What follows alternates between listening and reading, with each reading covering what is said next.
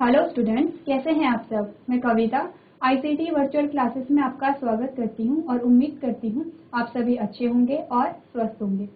So class previous lecture में हमने chapter number 2 जिसमें आपने जाना था जो भोजन के घटक होते हैं उनके बारे में आपने पढ़ा था और हमने ये जो चैप्टर था वो कंप्लीट कर लिया था। तो आज हम इस चैप्टर से रिलेटेड क्वेश्चन आंसर्स को प्रैक्टिस करेंगे जिसके माध्यम से जो भी आपका डाउट होगा वो क्लियर हो जाएगा। तो सबसे पहला जो हमारे पास क्वेश्चन आता है इसमें आपको क्या है, अति लघु उत्तरीय प्रश्न आपको दिए जाएंगे, यानी कि शॉर्ट आंसर्स आपको यहाँ पे देने हैं। तो सबसे पहला जो आपके पास क्वेश्चन आया है वो आया है, भोजन में अलग अलग खाद्य पदार्थ क्यों होने चाहिए। यानी कि हमने कहा था खाद्य पदार्थ कहिए या पोषक तत्व कहिए कि भोजन में अलग अलग खाद्य पदार्थ या भोजन में अलग अलग पोषक तत्व क्यों होने चाहिए। तो हमने जाना था कि अलग अलग पोषक तत्व इसलिए होने चाहिए क्योंकि अलग अलग पोषक तत्वों का क्या होता है, कार्य अलग अलग होता है। यानी कि जो कार्बोहाइड्रेट है वो हमें क्या दे रहा है, एनर्जी दे रहा है। प्रोटीन हमारे शरीर के निर्माण में हिस्सा ले रहा है। तो इससे क्या हो रहा है, अलग अलग जो पोषक तत्व है उसका महत्व क्या है, अलग अलग है। इसीलिए हम क्या करते हैं, अपने भोजन में अलग अलग प्रकार के भोजन को शामिल करते हैं। तो आपका इसका उत्तर यानी आंसर क्या आएगा, एक भोजन में अलग अलग खाद्य पदार्थ होने चाहिए क्योंकि हमारे शरीर को उचित कार्य करने के लिए विभिन्न प्रकार के पोषक तत्वों की आवश्यकता होती है। क्यों, अभी हमने यही बात की थी कि क्या हो रहा है, हमारा जो शरीर कार्य करता है, कभी हमें ऊर्जा की आवश्यकता होती है तो कभी हमारे शरीर के रख रखाव की आवश्यकता होती है, कभी हमें विटामिन के अवशोषण की आवश्यकता होती है। जब विटामिन के अवशोषण की बात आती है तो हम फैट की बात करते हैं, जब ऊर्जा की बात आती है तो हम कार्बोहाइड्रेट की बात करते हैं। तो इसीलिए क्या होता है, हमारे भोजन में अलग अलग प्रकार के क्या होने चाहिए, पोषक तत्व शामिल होने चाहिए। तो आपके पास जो क्वेश्चन नंबर 2 आता है उसमें आपसे पूछा गया है, क्या सभी खाद्य पदार्थों में सभी आवश्यक पोषक तत्व होते हैं। यानी कि जितने खाद्य पदार्थ जो भी आपने भोजन लिया, क्या एक ही प्रकार के भोजन में सारे ही पोषक तत्व या सारे ही न्यूट्रिएंट प्रेजेंट होते हैं। तो हमने क्या कहा था, हमने देखा था जब हमने भोजन के बारे में पढ़ा था कि हमें अलग अलग प्रकार का भोजन ग्रहण करना चाहिए क्योंकि अलग अलग प्रकार का भोजन हमें अलग अलग पोषक तत्व प्रदान करता है। जब हमने बात की थी कार्बोहाइड्रेट की तो हमने देखा था अनाज में कार्बोहाइड्रेट ज्यादा मात्रा में पाया जाता है। जब हमने बात की थी प्रोटीन की तो प्रोटीन हमें दालों में ज्यादा पाया जा रहा था। तो आप क्या देख रहे हो, अलग अलग जो खाद्य पदार्थ है उसमें अलग अलग पोषक तत्व शामिल है। तो ऐसा नहीं होता है कि एक ही जो सभी जो खाद्य पदार्थ हैं या एक ही प्रकार का जो खाद्य पदार्थ है उसमें सारे ही तत्व शामिल हो। तो आपका जो आंसर होगा वो होगा नहीं, सभी खाद्य पदार्थ में हमारे शरीर के लिए आवश्यक पोषक तत्व नहीं होते हैं।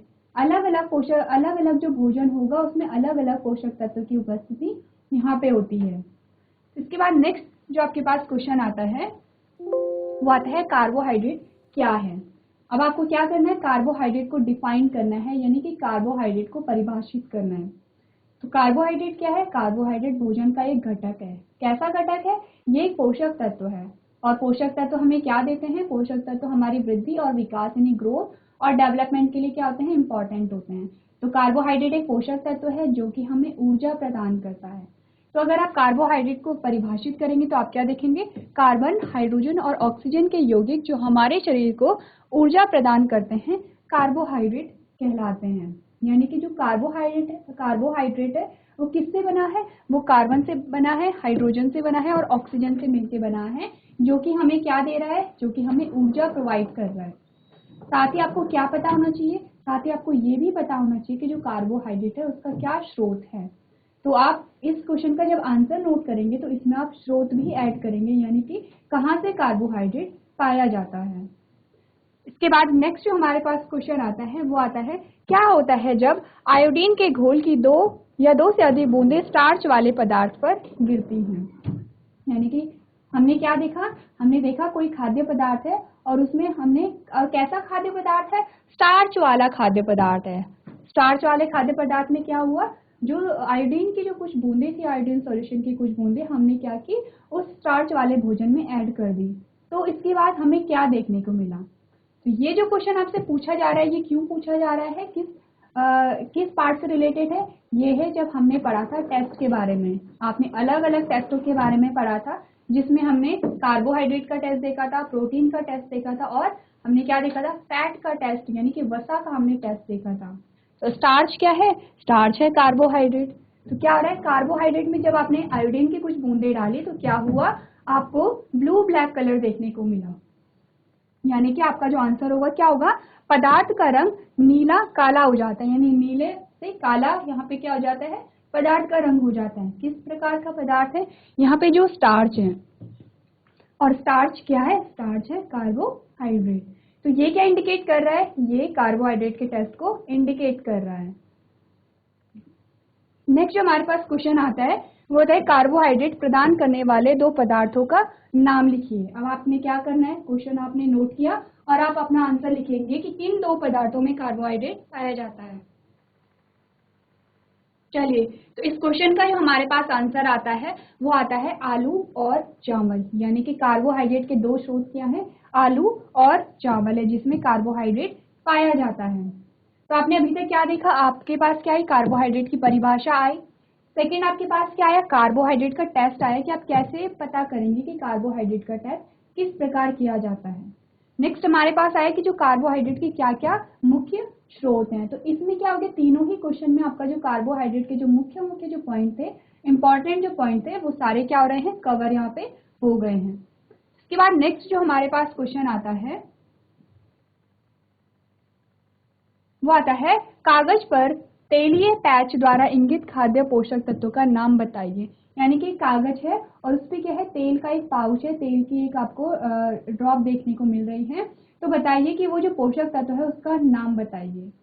तो जब भी बात आती है तेलीय चीजों की, तेलीय पदार्थों की, तो हमें किसका नाम याद रखना है, हमें वसा का नाम याद रखना है। यानी जितनी भी तेलीय चीजें होती हैं उसमें क्या प्रेजेंट होता है, उसमें वसा प्रेजेंट होती है। तो आपका जो आंसर आएगा वो क्या आएगा, कागज पर तेल के धब्बा वसा की उपस्थिति को दर्शाता है। यानी कि ये क्या इंडिकेट कर रहा है कि उस कागज पे क्या है, वसा जो पदार्थ था, वो जो पदार्थ में वसा प्रेजेंट थी, इसीलिए क्या हुआ, तेल का धब्बा या तेल का पैच आपको वहां पे देखने को मिला है। तो इसके बाद नेक्स्ट जो हमारे पास क्वेश्चन आता है वो आता है उस पोषक तत्व का नाम बताइए जो शरीर की क्षतिग्रस्त कोशिकाओं की मरम्मत करने में मदद करता है।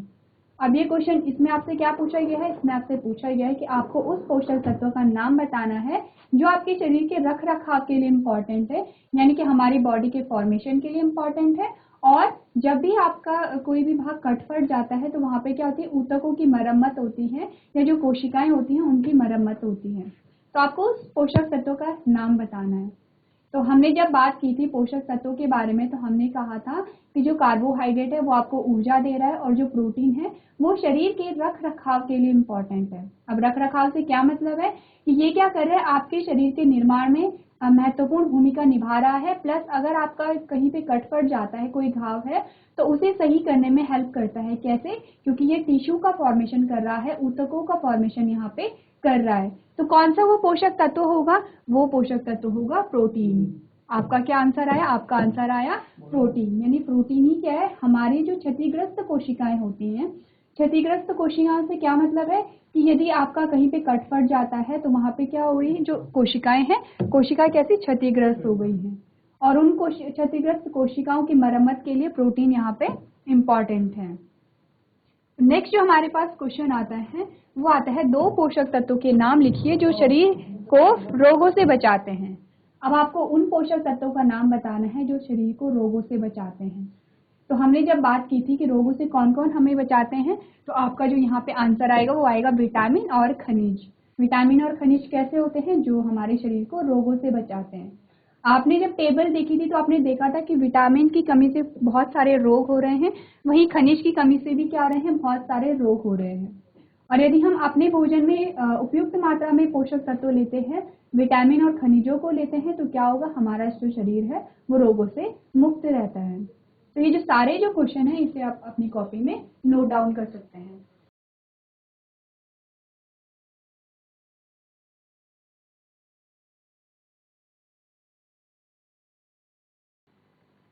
चलिए, नेक्स्ट जो हमारे पास क्वेश्चन आता है उसमें आपसे पूछा गया है दो पादप खाद्य पदार्थों के नाम लिखिए जो प्रोटीन प्रदान करते हैं। यानी आपको क्या बताना है, प्रोटीन का सोर्स बताना है, प्रोटीन का स्रोत बताना है। और कौन सा स्रोत बताना है, पादप, यानी कि जो प्लांट से प्राप्त होने वाले प्रोटीन का आपको नाम बताना है। तो जो पादपों से हमें प्रोटीन प्राप्त होता है वो क्या होती हैं, वो दालें होती हैं और क्या होता है, और सोयाबीन होता है। तो पहला आपके पास क्या आया, जितनी भी जो दालें होती हैं उनमें हमें क्या मिलता है, उनसे हमें प्रोटीन मिलता है। सेकंड, सोयाबीन से भी क्या होता है, सोयाबीन से हमें बहुत अधिक मात्रा में प्रोटीन मिलता है।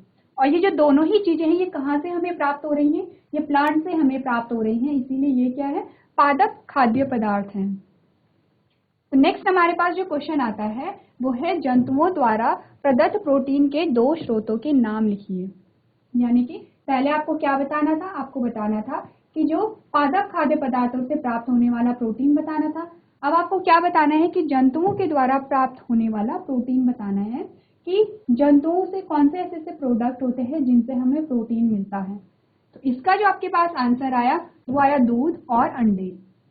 यानी कि आपको दूध और अंडे से क्या होता है, प्रोटीन यहाँ पे प्राप्त होता है।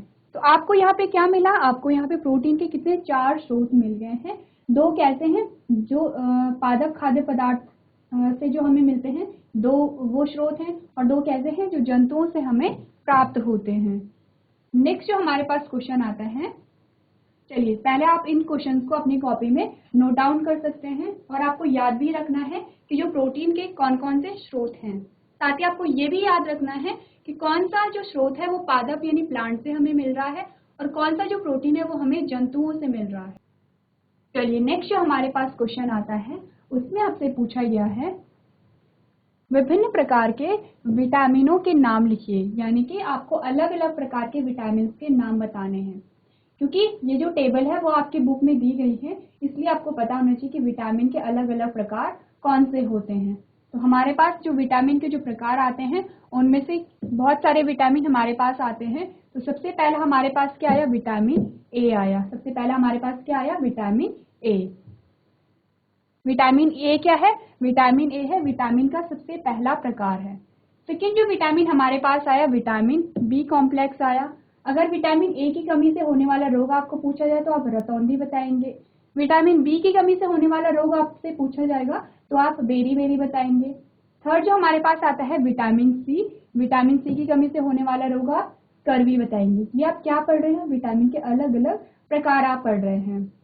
नेक्स्ट प्रकार का जो विटामिन आता है विटामिन डी होता है, और विटामिन डी की कमी से होने वाला रोग कौन सा था, रिकेट्स था, जिसमें क्या हो रही थी, जिसमें हड्डियां वीक हो रही थी। रतौंधी में क्या हुआ, यानी विटामिन ए की अगर कमी हुई तो रतौंधी हुआ। रतौंधी में क्या हुआ कि जो रात के समय पे इंसान को या तो बहुत कम दिखाई देता है या बिल्कुल नहीं दिखाई दे रहा था।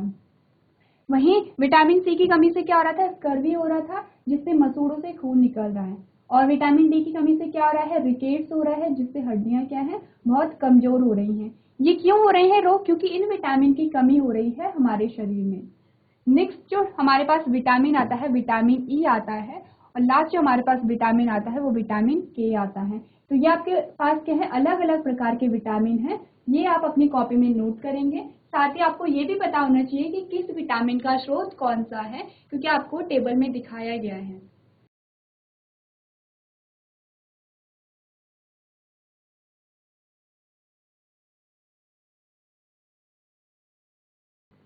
चलिए नेक्स्ट जो हमारे पास क्वेश्चन आता है उसमें आपसे पूछा गया है विटामिन ए के 2 स्रोतों के नाम लिखिए। यानी कि आपको अब क्या बताना है, विटामिन ए के स्रोत बताने हैं। तो विटामिन ए के क्या क्या स्रोत आते हैं, मछली का तेल और दूध। मछली के तेल और दूध में क्या होता है, विटामिन ए प्रेजेंट होता है।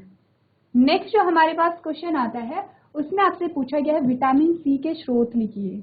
अब विटामिन सी के जब भी विटामिन सी की बात आती है तो विटामिन सी कहाँ पाया जाता है, खट्टे फलों में पाया जाता है। तो इसके कौन से स्रोत होंगे, जो फल खट्टे होते हैं वही क्या होगा, इनका स्रोत होगा, जैसे संतरा, आंवला या नींबू। ये क्या होते हैं, ये विटामिन सी के स्रोत होते हैं। तो विटामिन सी कहाँ पाया जाता है, खट्टे फलों में पाया जाता है।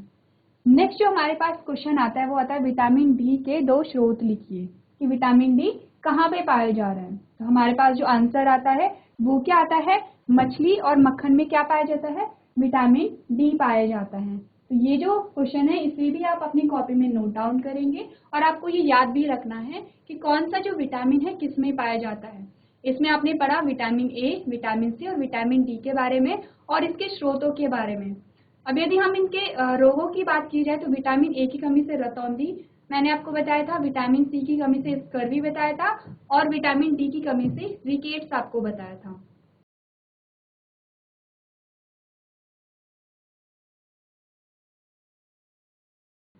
चलिए इसके बाद नेक्स्ट जो हमारे पास क्वेश्चन आता है उसमें आपसे पूछा गया है रुक्षांश क्या है, यानी कि रुक्षांश या फाइबर या रेशे किसे कहते हैं। तो इसमें आपका जो आंसर आता है, आपके पास क्या आंसर है, पादप रेशे युक्त भोजन जिसे निश्चित रूप से आहार्य रेशों के रूप में भी जाना जाता है उसे रुक्षांश कहते हैं। यानी कि रुक्षांश क्या होगा कि जो रेशे युक्त भोजन होता है उसे हम रुक्षांश कहते हैं या फाइबर कहते हैं या रेसे कहते हैं। ये क्या है, ये आपको रुक्षांश या फिर रेसे की आपके पास डेफिनेशन आई है।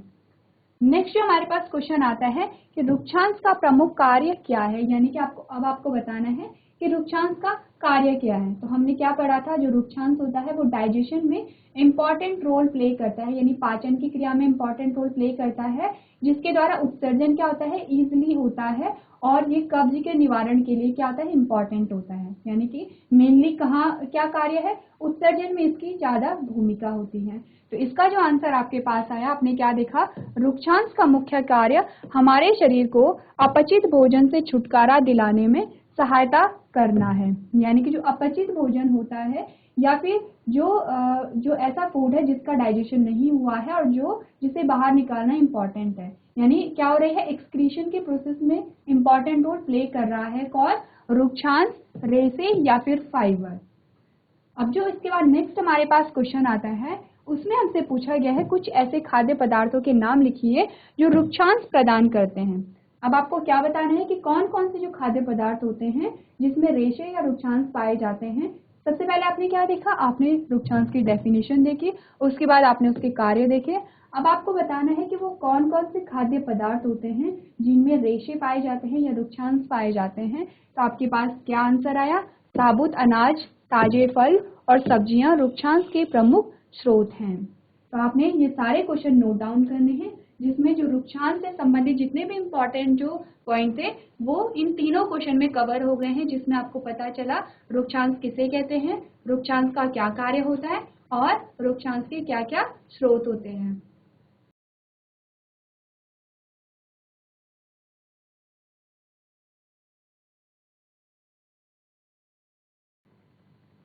चलिए नेक्स्ट हमारे पास क्वेश्चन आते हैं। अब आपको कुछ स्टेटमेंट दी जाएंगी, यानी कुछ कथन दिए जाएंगे और आपको उनमें से क्या करना है, सही कथन को चूज करना है। तो सबसे पहली स्टेटमेंट, सबसे पहला कथन जो हमारे पास आया है वह हमारे शरीर के लिए आवश्यक खाद्य घटक क्या कहलाते हैं। यानी हमारे शरीर के लिए जो आवश्यक घटक होते हैं उन्हें हम क्या कहते हैं। आपके पास 4 ऑप्शन है। सबसे पहला है अवयव, सेकंड है पोषक तत्व, थर्ड है टुकड़े और लास्ट है आभूषण। अब आप बताएंगे कि जो हमारे शरीर के लिए आवश्यक जो घटक होते हैं उन्हें हम क्या कहते हैं।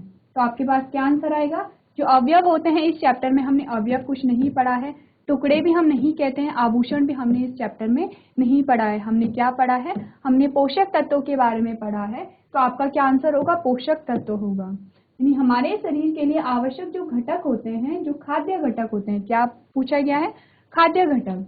जो आवश्यक जो खाद्य घटक होते हैं उसे हमने क्या कहा, उसे हमने पोषक तत्व कहा। इसके बाद सेकंड जो हमारे पास क्वेश्चन आया उसमें हमसे पूछा गया कि कार्बोहाइड्रेट का परीक्षण किया जा सकता है। यानी कि कार्बोहाइड्रेट का परीक्षण किस प्रकार किया जाता है। 4 हमारे पास ऑप्शन है। सबसे पहला है आयोडीन के घोल से, सेकंड है कास्टिक सोडा से, थर्ड है कॉपर सल्फेट से और लास्ट है सेलिन के घोल से। तो आपने क्या करना है, क्वेश्चन नोट करना है, ऑप्शन लिखने हैं और अपने आंसर को टिक करना है। क्योंकि मैंने आपको कार्बोहाइड्रेट का जो टेस्ट है वो काफी बार बता दिया है, तो आप अपने आंसर को टिक करेंगे यहाँ पे।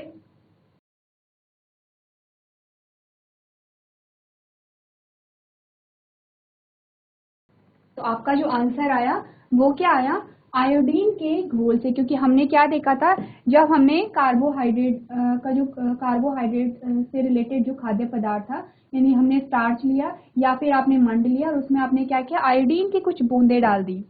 जब आयोडीन की कुछ बूंदे डाली तो वहां पे कलर चेंज हुआ। कैसे हुआ, ब्लू से ब्लैक में कलर चेंज हुआ। तो आपका जो आंसर आएगा वो आएगा आयोडीन विलयन। तो ये जो आंसर है आप अपनी कॉपी में से नोट कर सकते हैं। इसके बाद नेक्स्ट जो हमारे पास क्वेश्चन आया उसमें आपसे पूछा गया है निम्नलिखित में से कौन सा एक ऊर्जा देने वाला घटक है। यानी कि अब क्या है, आपको अलग अलग यहाँ पे ऑप्शन दिए गए हैं और आपको बताना है कि इनमें से कौन सा जो ऑप्शन है जिससे हमें क्या मिलती है, ऊर्जा मिलती है। सबसे पहला है प्रोटीन, सेकंड है विटामिन और खनिज, थर्ड है रुक्षांश और लास्ट है कार्बोहाइड्रेट एंड वसा। तो आप क्वेश्चन नोट करेंगे और अपने ऑप्शन को भी नोट करेंगे। सबसे पहले आपने क्या देखना है, सबसे पहला ऑप्शन देखना है प्रोटीन के बारे में।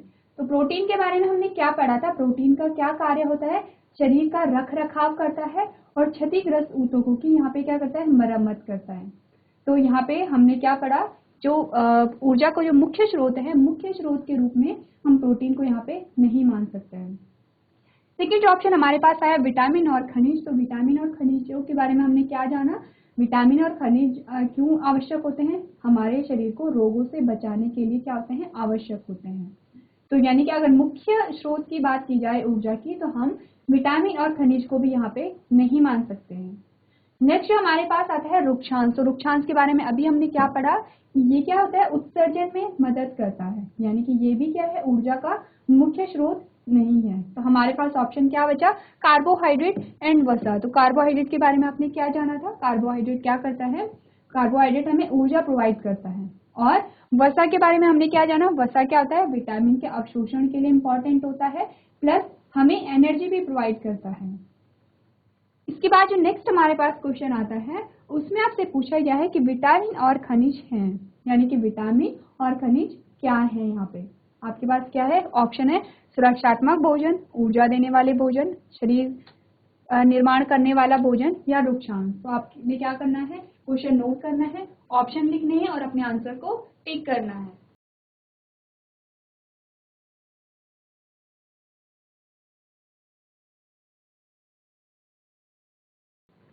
चलिए, तो आपका जो आंसर आया होगा वो आया होगा ए, यानी कि सुरक्षात्मक भोजन।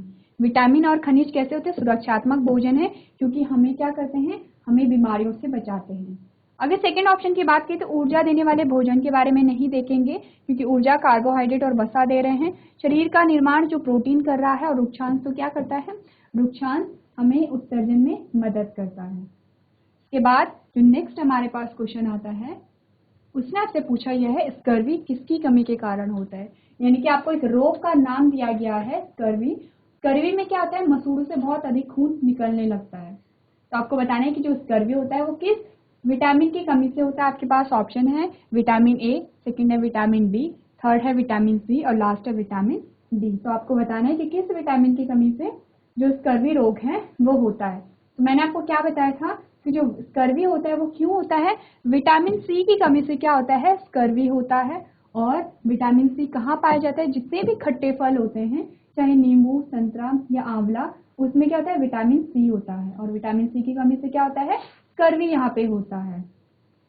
तो नेक्स्ट हमारे पास जो क्वेश्चन आता है वो होता है रतौंधी किसकी कमी से होता है। अब सेकंड जो रोग का नाम आपके पास आया है रतौंधी, आपको बताना है वो किसकी कमी से होता है। आपके पास ऑप्शन है vitamin A, vitamin B, vitamin C और विटामिन डी। तो हमने क्या पढ़ा था, जब हमने रतौंधी के बारे में पढ़ा था तो हमने जाना था कि विटामिन ए की कमी से क्या होती है, विटामिन ए की कमी से रतौंधी होती है। तो आप अपने आंसर्स को अपनी कॉपी में नोट कर सकते हैं।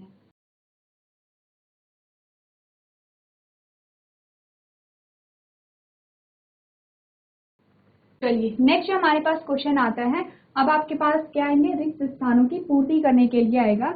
यानी कि आपको कुछ खाली स्थान दिए गए होंगे और उन खाली स्थानों को आपने भरना है उपयुक्त शब्द को फिल करके। तो सबसे पहले जो आपके पास स्टेटमेंट आई है वो है उचित डैश और डैश के लिए हमारे शरीर को पर्याप्त भोजन की आवश्यकता होती है।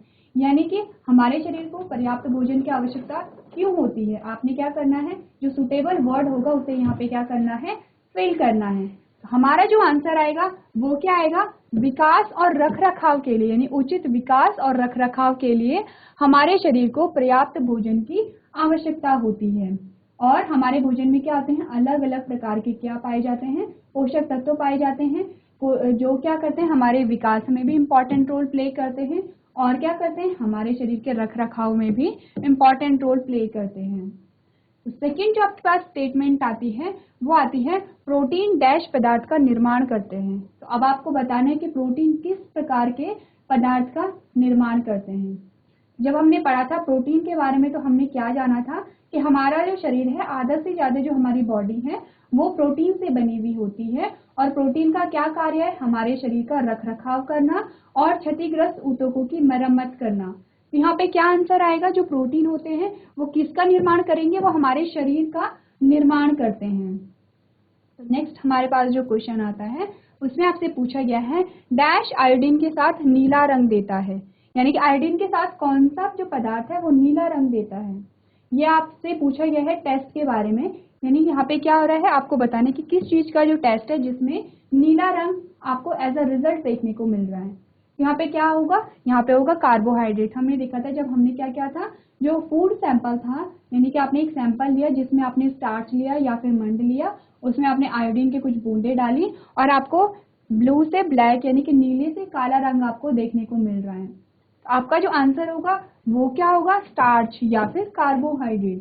तो ये आपको क्या बता रहा है, ये आपको बता रहा है कार्बोहाइड्रेट का परीक्षण के बारे में आपको जानकारी दे रहा है कि रिजल्ट क्या आ रहा है, आपके पास नीला कलर आपको देखने को मिल रहा है। और परीक्षण किसके साथ कर रहे हैं, परीक्षण आप आयोडीन का यूज कर रहे हो और किस चीज का यहाँ पे परीक्षण हो रहा है, कार्बोहाइड्रेट या फिर स्टार्च का। तो आपने क्या करना है, सारे क्वेश्चंस को अपनी कॉपी में नोट डाउन करना है।